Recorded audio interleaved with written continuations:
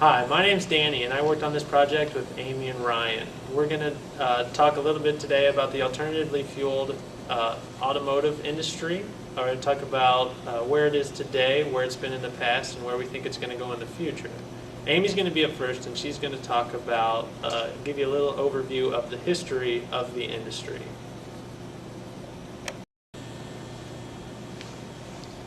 So Amy, what exactly is an alternative fuel? In the simplest terms, an alternative fuel is any fuel other than gasoline or diesel.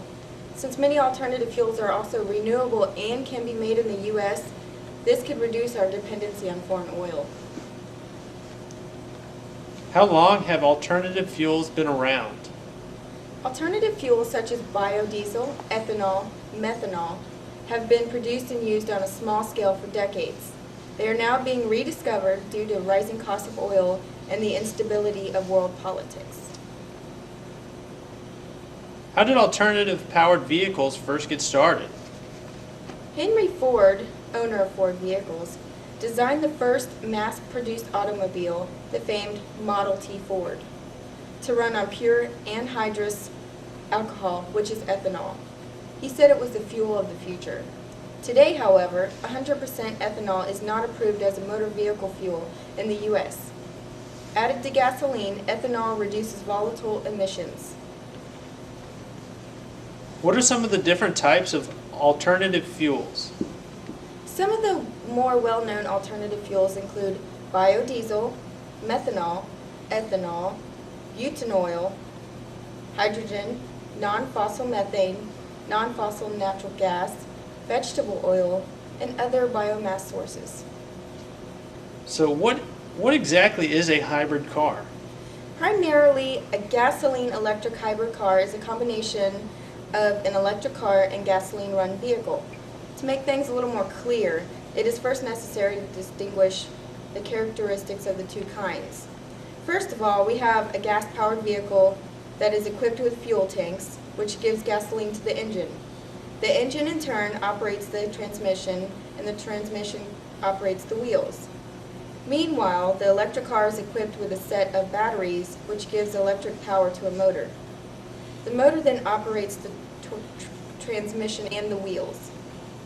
Now, the hybrid car is a mix of the two. The reputation of hybrids is that they add to the car's mileage with fewer emissions, usually coming from cars run by gasoline, while eliminating more or less the disadvantages that come with the electric cars. So what are some different types of this hybrid car technology? I'm glad you asked that. That's a good question. We have cars such as the plug-in hybrid cars, which can be plugged into the electric grid and are expected out in 2010. We have cars that use the start-stop method, which is a mild form of the hybrid. It doesn't burn gas when cars come to a stop and is 10% better fuel efficient. We also have electric vehicles. They have a big price tag and limited in size and range, but are on the way.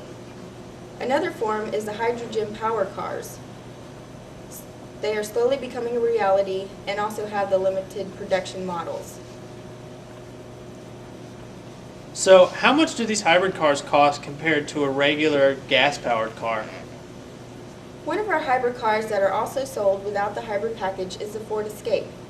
The 2010 Ford Escape Hybrid is priced from $29,000 to $34,000, while the regular Ford Escape is priced from $20,000 to $27,000.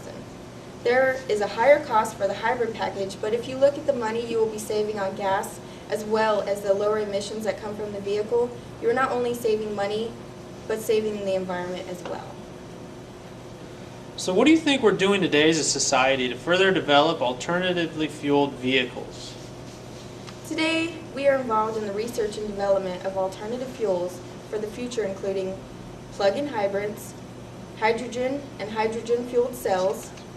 We also devote a significant percentage of our scientific research budget to environmental efforts toward a world where motorized transportation is cleaner, more fuel efficient, and generally less harmful for the natural environment. Next, I'm going to pass it off to Danny, and he's going to discuss with you some of the political and social aspects of the industry.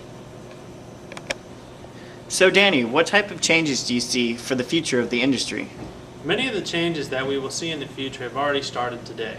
In only the past decade has America seen the rise of the alternatively powered automobile. Cars.com even predicts that 1 in 5 cars on the road in the next 5 years will be an alternatively fueled vehicle. So what is fueling this change? The catalyst for this change has to do with two major interrelated facts. The first being the rising cost of fuel and the threat of fuel spikes like the one in the summer of '08 when Americans were paying over $4 a gallon for fuel. And the second being the green movement. It has grown exponentially in the past 10 or 15 years. Eco-friendly options for power, water, and transportation are now as commonplace as any other option people may have had in the past. People are now using solar power and wind power to power their homes and are even going as far as to sell back their excess power to the power companies they used to use. It is just as easy to purchase an alternatively powered vehicle as well. There is a APV, as we in the industry like to call it, out there for everyone. Mercedes and Lexus both have hybrid options for certain cars in their lineup for those who want a little status with their hybrid vehicle. This is also a movement in and of itself. It is now the cool thing to do to buy a hybrid option instead of the regular option.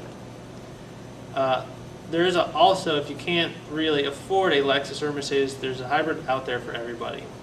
From the best-selling Toyota Prius to an import over 10 options of APVs offered by GM. Everyone can find a hybrid they will reasonably like. Even for the sports car enthusiasts, some manufacturers are working on a sports car-like alternative powered car. This all adds up to one thing though. APVs have been in the market for about a decade and have only grown since their intro. J.D. Power and Associates predicts that in the next 5 to 10 years, APVs will increase their market share to 11%, up from 0.5% of market share in 2004. Who are the APVs marketed towards now, and who will they be marketed to in the future? APVs used to be marketed toward the very small market segment back in early 2000 with the Honda Insight and the Toyota Echo. These purchasers were usually very naturalistic in nature and were very concerned with their carbon footprint. They were concerned with their carbon footprint before everybody else even knew what that even meant. Now APVs are marketed toward the eco-conscious consumer, which is a segment that has been exponentially growing for the past decade.